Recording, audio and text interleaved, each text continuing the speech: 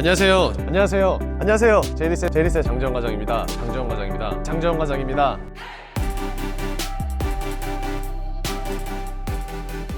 안녕하세요. 제이리스의 장재원 팀장입니다. 자, 오늘도 여러분들에게 좋은 차량 하나 소개를 드리기 위해서 이렇게 찾아뵙게 되어 본격적인 리뷰를 하기 전에 먼저 차량부터 보시죠.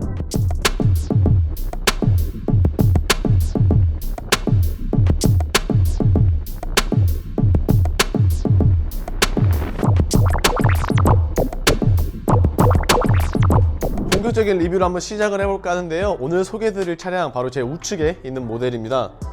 벤츠의 G63 혹은 G바겐이라는 모델이 되는데, 등급 같은 경우에는 일반형 그리고 에디션도 아닌 매뉴팩처라는 등급이 되겠는데요. 사실 이 매뉴팩처라는 모델이 제가 알고 보니까 원래는 러시아 쪽으로 입항이 되는 게 맞다고 합니다. 하지만 이제 러시아에서 벤츠뿐만이 아니라 많은 브랜드들이 철수하고 있는 상황에서 남은 물량을 어떻게 할까 고민을 하다가 결국 우리나라에서 이렇게 수입을 해와서 약간의 한정적인 모델이라고 보시면 좋을 것 같은데요. 실질적으로 일반형 그리고 에디션 딱 그 중간에 있는 게 이제 매뉴팩처라고 생각이 되는데요. 21년식이 아니라 22년식에 대한 차량임을 다시 한번 더 설명을 드리면서 본격적인 리뷰 한번 시작을 해보겠습니다. 일단 G바겐이라는 차가 사실 많은 의미를 부각을 시키고 있는 것 같은데요. 기본적으로 일단은 영앤 리치의 대명사가 아닐까 싶습니다. 굉장히 많은 연예인들도 그렇고요. 굉장히 핫한 인싸분들 혹은 인플루언서 분들도 많이 타실 정도로 우리한테 있어서는 어느 정도 이제 익숙한 모델 중에 하나죠. 하지만 아무리 익숙하고 아무리 능력이 되셔서 구매를 충분히 할 수 있음에도 불구하고 차량이 그렇게 많이 없다 보니까 사실상 그렇게 많은 판매가 된 것은 아닙니다.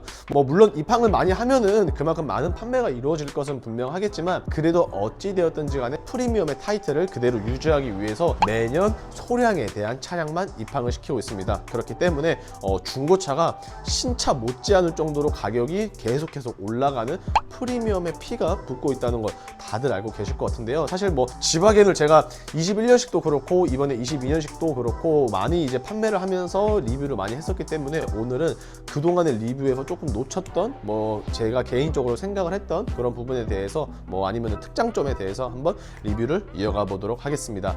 자, 일단은 요즘에 있어서 사실 도로에서 많이 보이는 게 G바겐이라고는 말씀을 드렸지만, 원래 이 차종 같은 경우에는 태생 자체가 도심 속에서 달리기 위해서 나오기보다는 사실상 군용으로 먼저 나왔다라고 안내를 드릴 수가 있을 것 같습니다. 그렇기 때문에 딱 보셔서도 아시겠지만 굉장히 큰 대형의 사이즈, 거기에 더불어서 각진 디자인이 참 눈에 보이는 것은 사실인데요. 사실 옛날에 비해서 요즘 시대로 넘어오면서 많이 조금은 변형이 되긴 했지만, 그래도 기본적인 아이덴티티에 있어서는 사실상 크게 변화를 두진 않았습니다. 자, 예를 들자면은 사실 군용으로도 나왔고, 그 다음에 오프로드를 전문적으로 다루기 위해서 나왔기 때문에 사실 라이트 같은 부분도 굉장히 큰 편에 속하고요. 그 다음에 라이트의 이런 위치 또한 하단부에 있는 게 아니라 확실히 좀 위쪽으로 올라와 있어요. 그래서 성인 남자 기준으로, 저를 기준으로 봤을 때 약 골반 정도의 위치를 했고요. 그 다음에 방향 지시등 같은 경우에는 더욱더 위쪽에 있습니다. 그래서 본넷과 같은 위치에 있다라고 말씀을 드릴 수가 있는데,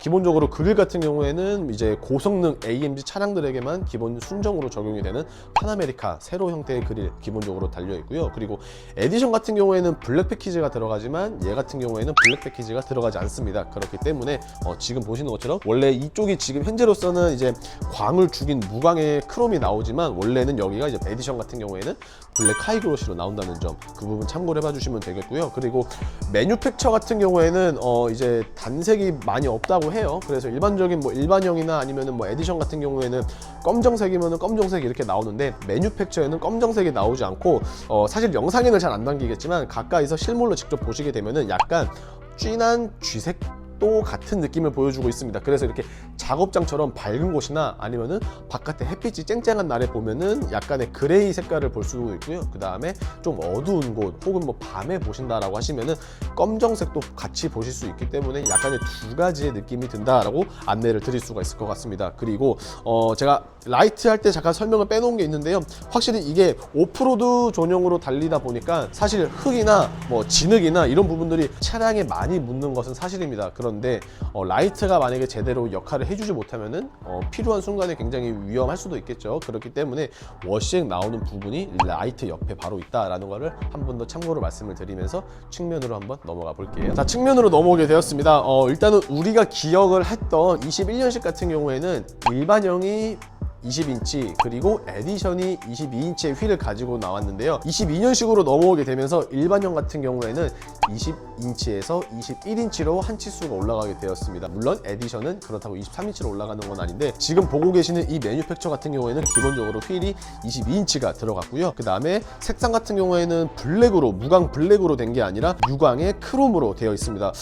개인적인 생각이지만 저는 사실 휠이 이렇게 유광의 크롬보다는 에디션의 무광의 블랙이 조금 더 이쁘지 않나? 라고 생각을 해보고 있어요. 대신에 조금 밝은 느낌을 줘서 그런지 이 빨간색의 레드 캘리퍼 같은 경우에는 조금 더 부각이 되긴 하지만 개인적인 제 취향은 블랙 색상의 휠이 조금 더 멋있다라는 점을 느끼고 있고요. 그 다음에 이 차량 거대한 사이즈만큼 엔진 또한 굉장히 거대합니다. 무려 배기량만 따지고 봐도 4000cc고요. 그 다음에 엔진 같은 경우에는 무려 8기통의 바이터보 엔진이 들어갔는데 이런 부분을 펜다 쪽에서도 조금은 이런 식으로 나타내주고 있고 이 V8 바이터보 위에는 AMG라는 레터링 또한 함께 만나보실 수가 있습니다. 자, 그리고 사실 기본적으로 SUV가 세단들에 비해서는 확실히 지상고가 굉장히 높습니다. 그래서 뭐 소형, 뭐 중형까지는 상관이 없겠지만 대형부터는 이제 남녀노소 누구나 타기가 쉬운 것은 결코 아니라고 말씀을 드리는데요. G박에는 더합니다. 그렇기 때문에 기본적으로 사이드 스텝 이런 식으로 장착이 되어 있습니다.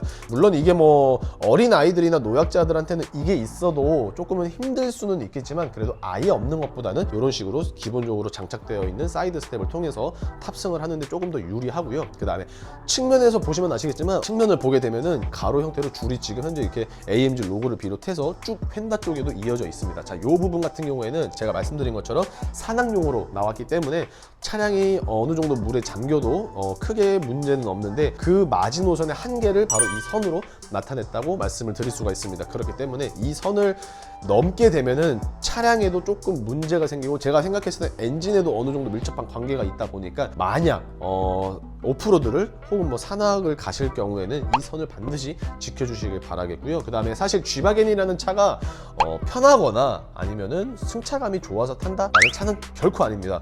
이 자체만으로도 뿜어져 나오는 아우라라든지 아니면은 뭐 엄청나게 사람들에게 많은 주목을 받는 하차감 때문에 타는 건데요. 편의사항은 굉장히 적습니다. 예를 들자면은 컴포트 액세스가 없기 때문에 차 키를 소지하고 계신다 하시더라도 차 문을 무조건 차 키로 열어주셔야지만 열리는데 상당히 차 문 두께도 두께지만 무게가 어느 정도 있기 때문에 문을 닫으실 때에는 어중간하게 닫으시면은 문이 결코 닫히질 않습니다. 그래서 굉장히 힘을 세게 줘야지만 둔탁한 소리와 함께 닫힌다는 것 한번 참고를 해봐 주시면 좋을 것 같고요. 그 다음에 이 차량 확실히 이제 뭐 요즘 사람들이 SUV도 그렇고 세단도 그렇고 그 쿠페를 많이들 좋아한다고 하지만 사실 G박에는 쿠페가 아니라 외건 그걸 넘어서 이렇게 거의 그냥 직각 형태에 가까운 모양이 훨씬 더 잘 어울린다라고 생각을 합니다. 그래서 이렇게 박스카 같은 이미지를 훨씬 더 주고 있는데 굉장히 멋있어요. 확실히 딱 봐도 G박에는 정말 G박엔이 다 했다라는 말이 있을 정도인데 그렇다면 과연 후면 어떤지 한번 넘어가 볼게요. 후면으로 넘어오게 되었습니다. 기본적으로 제가 아까 전면에서 말씀드린 것처럼 블랙 패키지가 빠져있기 때문에 후면의 아랫부분에서도 역시나 블랙 하이글로시가 아니라 무광의 실버가 들어갔다는 점이 있고요. 그리고 제가 이따가 보여드리겠지만 블랙 패키지가 빠짐으로써 요 스페어 타이어를 감싸고 있는 요 측면 사이드 문 또한 검정색이 아니라 크롬으로 들어갔다는 점을 한번 참고로 부탁을 드리겠습니다. 우측에 G63이라고 있는데요. 이게 뭐 에디션인지 일반형인지 매뉴팩처라는 건지는 따로 레터링으로 표기가 되어 있지 않아서 휠을 보신다든지 아니면은 뭐 아까 전에 말씀드린 나이키 블랙 패키지를 통해서 어느 정도의 등급을 확인하실 수 있다라고 안내를 드릴 수 있습니다. 그리고 굉장히 뒤에서 보니까 훨씬 더 박스카스러운 이미지가 더욱더 부각이 되고 있는데 거의 뭐 사각형에 가까운 모양새를 띄우고 있고요. 예전에는 거의 직각에 가까웠었지만 이제는 조금 라운딩을 깎아가지고 약간은 둥구스름한 이미지를 조금은 첨가하지 않았나 라고 생각을 하고 있습니다. 그리고 G박에는 당연히 아시겠지만 트렁크가 옆으로 열리는 건데 아까 전에 제가 말씀드린 것처럼 이 부분이 원래는 이제 에디션이었으면 있으면 검정색, 이제 에디션이 아닌 일반형이라든지 지금의 매뉴팩처 같은 경우에는 이런 식으로 크롬 형태가 나온다는 것 한번 참고로 봐주시면 좋을 것 같고요. 스페어 타이어에 대해서 조금 얘기를 하자면은 참 웃겨요. 이게 이제 일반형도 21인치, 그 다음에 에디션이나 매뉴팩처는 22인치로 나오는데 이 스페어 타이어 같은 경우에는 예전부터 그렇고 지금까지도 20인치만 계속해서 나오고 있습니다. 사실 왜 그런지는 모르겠어요. 근데 제가 추측을 하기로는 이거를 만약에 장착되는 휠의 사이즈와 동일하게 맞추다 보면은 이제 공장에 대한 라인업도 그만큼 더 늘려야 되고, 그 다음에 이제 일반형과 에디션과 또 따로따로 들어가야 되는 거를 귀찮아서 그런지는 모르겠지만 22인치든 21인치든 22인치든 관계없이 스페어 타이어는 20인치로 나온다라는 점 한번 참고로 봐주시면 좋을 것 같습니다.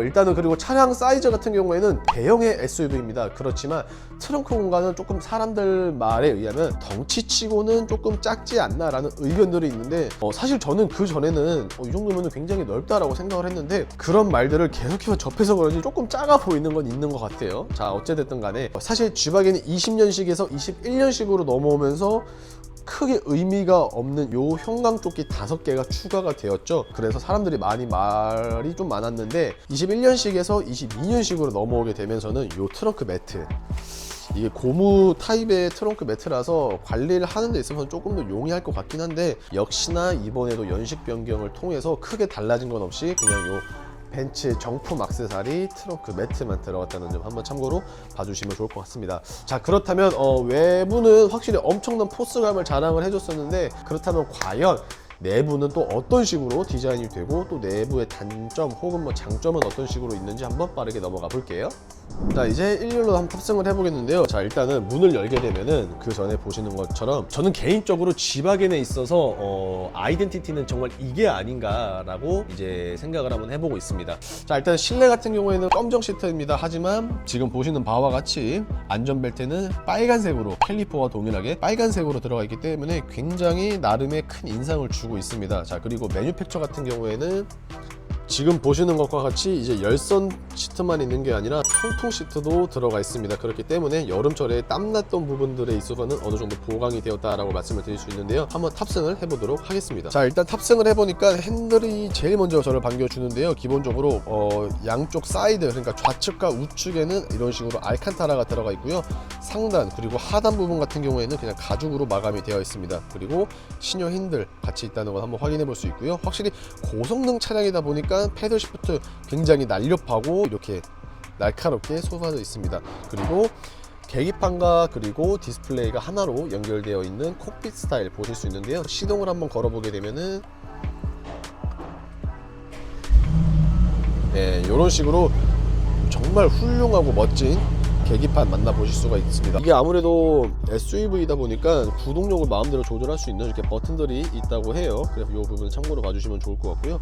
그리고 가운데에는 IWC 시계가 보이네요. 제가 알기로는 IWC랑 이제 제휴가 끊긴 걸로 알고 있는데, 이상하게 22년식의 요 매뉴팩처 같은 경우에는 IWC 시계가 들어간다는 점 참고로 부탁드리겠습니다.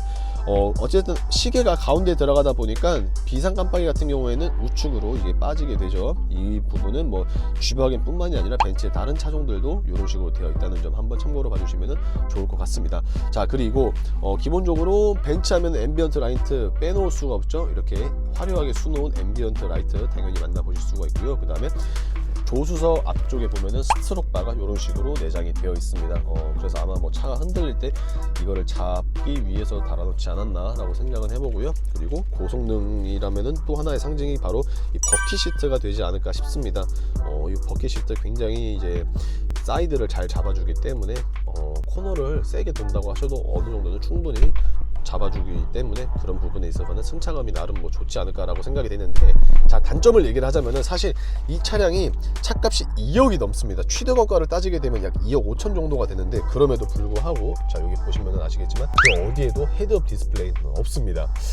물론 뭐 소프트 클로징 도어도 없고 컴포트 액세스도 없는데 이런 식으로 헤드업 디스플레이까지 없으니까 조금 아쉬움은 있지만, 그래도 이런 식으로 후진 기어를 넣었을 때 우측에는 후방 카메라, 그 다음에 좌측에는 서라운드 뷰 카메라가 있다는 것을 통해 기본적으로 약간의 위안은 잡을 수 있지 않을까 싶은 생각을 하고 있습니다.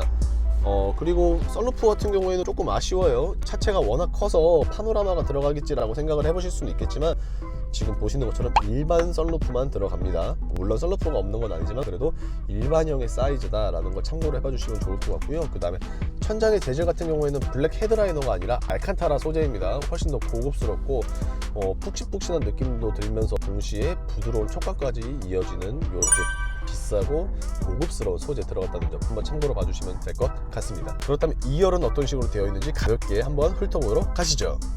자, 2열의 공간에 대해서 리뷰를 한번 시작을 해볼 텐데요. 2열 뭐 크게 달라진 것은 없다라고 생각을 해보고 있습니다. 일단은 2열도 1열과 마찬가지로 레드색의 안전벨트 있다는 건 한번 참고로 봐주시면 좋을 것 같고요. 대신에 1열과는 다르게 2열은 역시나 아직까지도 이런 식으로 열선 시트만 지원을 해주고 통풍 시트를 지원을 해주진 않습니다. 하지만 아래 보시는 바와 같이 벤츠 나름의 가장 상위 스피커인 구메스터 사운드 스피커 들어간다는 점 참고로 봐주시면 좋을 것 같고요. 그리고 삐필러 쪽에 에어컨 송풍구가 있네요. 그래서 이를 통해서 알 수 있는 점이 있다면은 탑승을 해보면은 이렇게 에어컨 송풍구를 조절할 수 있는데 의외로 뽀전이 들어가지 않을까 싶었는데 차량 가격이 이제 2억이 넘어감에도 불구하고 3존 에어컨만 있다는 것은 조금 아쉽습니다. 그리고 외에는 뭐 나머지는 크게 뭐 밋밋하다 싶을 정도로 크게 뭐 따로 없는 것 같기 때문에 2열에 대한 공간은 그냥 이런 식으로 한번 쭉 훑어보면은 이런 식으로 되어 있다. 그리고 아까 말씀드린 빨간색의 안전벨트 있다는 건 한번 참고로 봐주시면 될 것 같고요. 천장 역시 알칸타라 소재, 하지만 썬루프는 파노라마가 아니라 일반 썬루프다 라는 점을 참고를 하면서 오늘 영상 마치도록 하겠습니다. 자, 지금까지 벤츠의 G63 그 중에서도 매뉴팩처라는 모델에 대해서 알아봤습니다. 사실 일반형은 조금 뭔가 아쉬웠고, 그렇다고 에디션을 구매를 하자니 22년식으로 들어오면서 차량 가격이 너무나도 상승해버리는 바람에 오고 갈 데가 없는 분들에게는 사실 저는 매뉴팩처가 가장 좋은 선택지가 아닐까라고 생각이 되고 있는데요. 요즘에 매뉴팩처를 보시는 분들이 너무나도 많습니다. 왜냐면은 21년식이 너무나도 극소량으로 풀렸기 때문에 더 비싼 돈을 주고 프리미엄이 붙은 중고차를 사야 할 수밖에 없는데, 어찌됐든 남이 타던 차를 더 비싸게 사는 건 조금 그렇잖아요. 그래서 그런지 22년식의 매뉴팩처 풀리자마자 쏜살같이 빠르게 나가고 있는 게 요즘의 추세인 것 같은데요. 사실 그렇다 보니까 구하는 것이 쉬운 것은 아닙니다. 하지만 어쨌든지 간에 장재원 팀장 리스로 만나보시는 고객님들께는 이런 식으로 좋은 결말을 언제든지 마무리할 수 있도록 도와드리고 있는데요. 차량에 대한 문의가 궁금하시다라고 하시는 분들은 여러분들 보시는 화면 우측 상단에 있는 장 팀장의 연락처로 연락을 남겨주시면 자세한 상담 도와드리겠고요. 오늘의 영상 조금이라도 마음에 드셨거나 도움이 되셨다라고 하시면은 구독과 좋아요 그리고 알람 설정 한번 부탁드리면서 오늘 영상 마치겠습니다. 감사합니다.